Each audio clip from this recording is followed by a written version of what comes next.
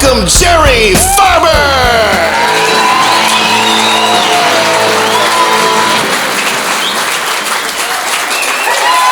Thank you, thank you, thank you, thank you, thank you. I don't know whether it's about the age. I am going to be 87, and my prostate can beat up your prostate, and there's 3 prostates. But just getting old is not necessarily a sign of class or being worth the attention, any more than an erection is a sign of personal growth. As you know, we've discussed that. But I appreciate it. I'm grateful for 87 years, and really to be back in Sarasota. It was 35 years ago last time I was here. That means in comedy, it means they didn't like your show. I love to hear these young men talk about their wives. I've had 3 wives, and they weren't mine. None of them were mine.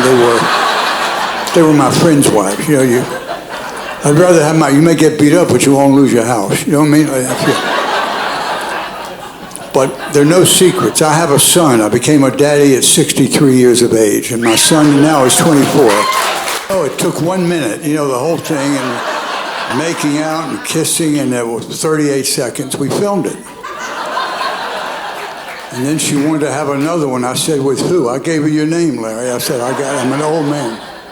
I'm so old, I was lying on the sofa last week. My wife said, you want to go upstairs and make love? I said, I can't do both. You know, you can do it here or go up and watch Sound of Music or something like that. But I want to show the young ones, and there are plenty, I guess all of you younger for sure, but what happens to a body. I grew up in Greensboro, North Carolina, which was not a hotbed of Zionist activity, by the way, for the Jews. And there were mostly loving faces, I remember, but there was some people. I was raised Jewish on my family side. I'm Jewish, half Catholic, actually. And I go to confession, I'll say, bless me, Father, I've sinned, but these are my lawyers, Mr. Bernstein, Mr. Lipschitz, Mr. Epstein.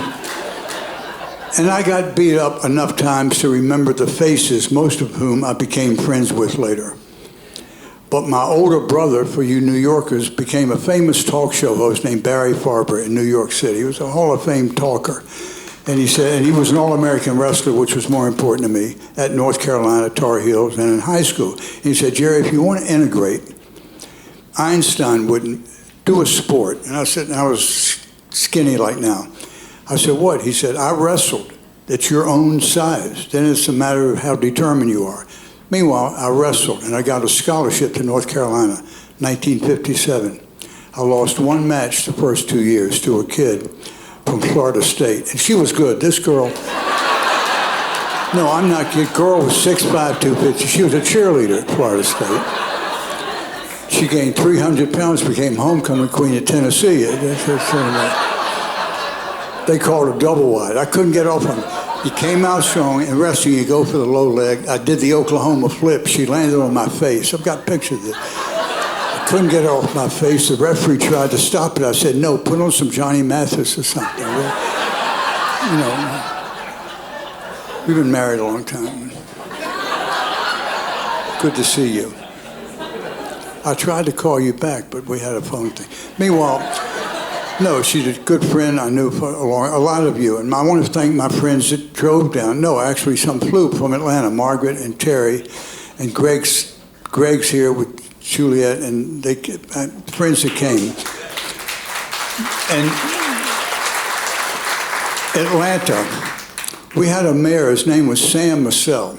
This was, if I'm not, I think before Andrew Young. And his daughter's here. She lives in Bradenton, Florida. And we've been friends forever. Melanie, stand up. This is Melanie Massell, whose father was one of the great mayors in Atlanta.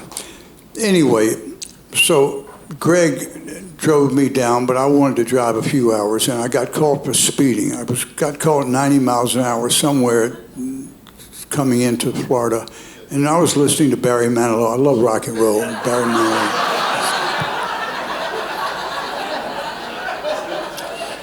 And anyway, I was going 92 miles an hour. Are you laughing or sneezing? Do both. It's like orgasmic, you know. I love orgasm, the word. I was my second wife was Orthodox Jewish, and she had multiple sarcasms. You know, you're old, you're skinny, your breath is bad. I could take all of it. Wrestling helped in comedy because when you lose in front of people, and you realize it's not the end of the world. You can lose. But I want to show you a photograph from the day. This is for all you folks, men and women alike. This is a picture of me when I was a younger person. I don't know if you can see this. I'm being serious. Go ahead and laugh. Get out of your system. This was how I looked at one time. I want the young one here. You think it won't happen. This was me, and this is me. And before you know it, life takes you in a back alley. It's like getting beat by Alabama in a football game. And I remember it just like today. But it happened. So the point of this is what? To just enjoy every moment, because by God, it zooms by.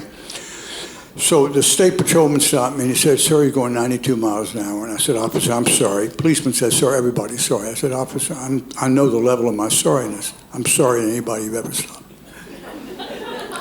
He said, "Are you getting smart with me?" Probably not, but I'm a Phi Beta Kappa from North Carolina. And I knew he had flunked out of Central Florida 3 times. You know what? He said, "I could take you to jail for this, 92 miles an hour." I said, "You should. My son would be." He said, what's the issue? I started crying. I said, "Officer, 2 years ago, my wife ran away with the state patrolman. And when I looked in the rearview mirror, I thought it was you and you were bringing her back." And I started, "Wait a minute, no." And then he started crying. Because we had been married. We discussed the whole thing, but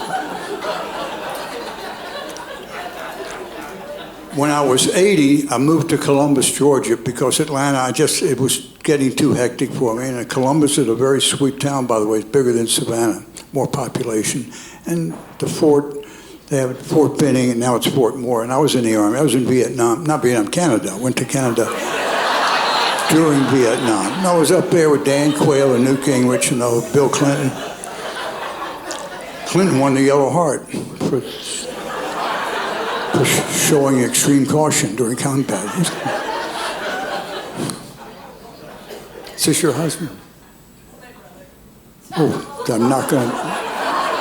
I can't go there, but good for you. Anyway, making this jokes, my parents, when I told them I wanted to be a comedian, I saw Lenny Bruce. My father had a maverick pot-smoking sister from Baltimore. She took me to see Lenny Bruce. I didn't understand anything, but there were youngish people laughing. I just loved the concept, to see people smiling. That's not why I did it. I wanted to be a gynecologist. I studied gynecology. No, I was 16. I said, this is a profession I could see. My dream was to have a chain of gynecology shops all up I-75, you know. It would be Jerry Farber's Gynecology and O Records. I'd sell O Records too. Vinyl, got to be vinyl. So I moved to Columbus and I met a nun, N-U-N. And we became friends. She loved Jews. We talked about Jews and Catholics. So every Friday we'd have dinner downtown Columbus. We're walking at the main street's called Broadway. This was 2 years ago. All of a sudden, a young soldier came screaming to her, "Sister, I just got back from Afghanistan and I'm still going crazy and I've killed people. May I hide under your habit?" It's called a habit. I've had habits, but not that kind of habit. And she said, "Sure." So the soldier's under her habit. At that moment, 2 Army military police come running. "Have you all seen a soldier? He's gone crazy. He got back from the war." And the sister said, "Yes, way down there somewhere." They run. The young soldier gets up out of her habit, crying. Says, "Sister, you saved my life. I was insane, and thank you. And by the way, you've got beautiful legs." And she said, "Young man, thank you, but if you looked up higher, you'd have seen a pair of testicles, but I'm not going back to Afghanistan." And that is a true story. You can look it up. That's a true story. Thank you. Thank you. Thank you. All right, well, another photo I got. These are from the Farber archives. This is a great photo. This was Michael Jordan's first game. They played the Atlanta Hawks. We had Dominique, well, we had good stars, and this Michael was a young, right out of North Carolina. He had signed a $36 million contract, half of which was guaranteed. This was on ABC, NBC was on the IUD, the DUI, it was on every major network. And when I went up, I was with Ron Feingold. He was like 18, but he acted 19. And I went up just on television. I said, Michael, God bless you. I said, you just gave half your guaranteed money to children's charities, and guys like you can save the planet. You're healthy, you're old souls and young, healthy bodies. And I said, and I started crying. And I had kidney stones. I remember I also had kidneys. I was crying. Melanie, I said, Michael, I love you. You're the future, guys like you. And he put his big hand in my little hand. And he looked at me and he went, who the fuck are you? He didn't mean it that way. It came out. He was a young guy. We settled for $1 million. We settled out of court like this. But we all know the guy. There's some. I think Patrick Mahomes' contract is $400 million, and this other one like this. And I guess the good news about me, I'm celebrating. I just paid off my student loan last week. Like so, one last story. A friend of mine, Greg, who you don't know, but he's in the audience, and he drove. I have an old car. He said, let me drive to Sarasota. He's got friends here in the area. So this is absolutely a true story. So a couple months ago, I got sick. I was in Atlanta, 2 a.m., fever, thought maybe it could be COVID or whatever, but it was bad. He took me to St. Francis Hospital in Atlanta, Melanie, in Peachtree in Atlanta. They get me naked, the nurses.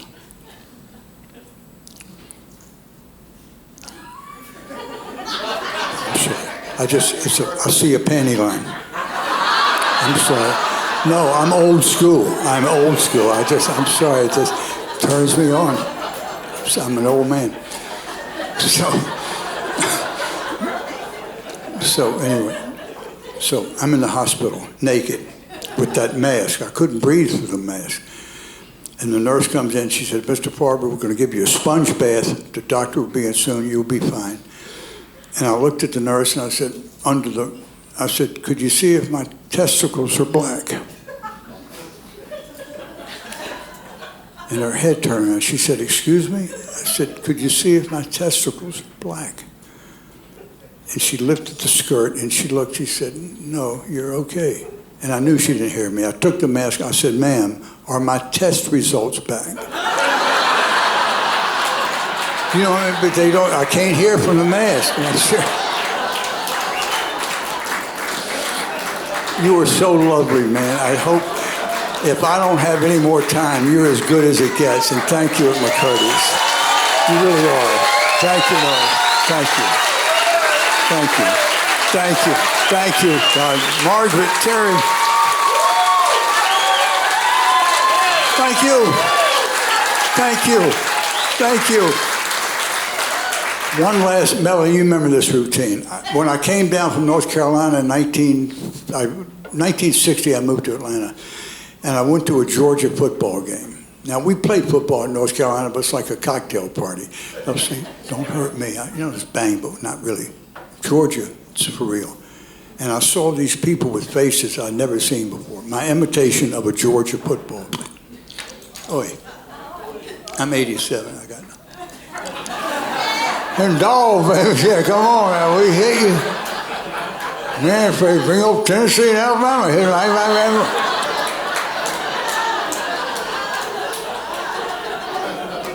Because I'm a dog, baby, we hit you. We don't play little Carolina, little basketball. We put on a big jockstrap and knock you all over down. I ain't afraid of it. Woof. Woof. I'm a dog, baby. My family dog. I ain't afraid of anybody. I love old black people, Jews. I talk to Catholics just like you. But I'm white. I'm a white person. My family white. And I love everybody. Ain't a mean bone in my body, but I'm white. Now, that was 60 years ago. Things have changed a lot. Quick imitation, men's department at Walmart.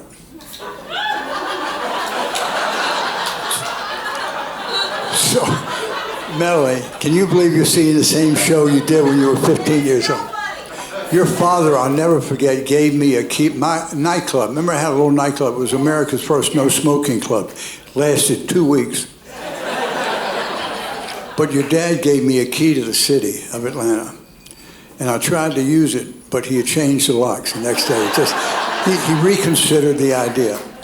But I had a shirt. I'm not going to put it on, though. Carrie thought it was a good idea. I just want to show you how it was at one time. I used to make these shirts when I had a club. It was 30 years ago. And my prayer is that we can get back to a time from the left and the right that we can have peace on earth, because all the songs, the religious people, and I'm one of them too. I pray, though I had my third wife left me, we had religious. I couldn't get her to worship me, so we claimed religious. Wouldn't this be sweet? We sold a couple thousand of these shirts over many years, and I was proud of it. And I'm getting better, but despair about what I feel is the division in this country. And we must say it. And I don't do political jokes because they always get elected every time I do a political joke on both sides. But my prayer is that you have good health, and I appreciate you. The black, white, Jew, Gentile, straight, gay, makes no difference. I mean it sincerely. Handsome or not that handsome. A good man, the best man, but he's not that handsome. The two things, as I leave you, again, Margaret, Terry, thank you all, Greg, Savage, Melanie, thanks for coming, Eileen, is this. We prayed to it during our different holidays that we should have peace on earth and respect, kindness, and gentle. And two things we've got to eliminate. Hatred. It's a disease in this blood that we carry. And number two, we've got to stop the flow of Mexicans and Puerto Ricans coming into the United States. That's a joke. I don't mean that, and you know I don't. Thank you, everybody. Jerry Farber!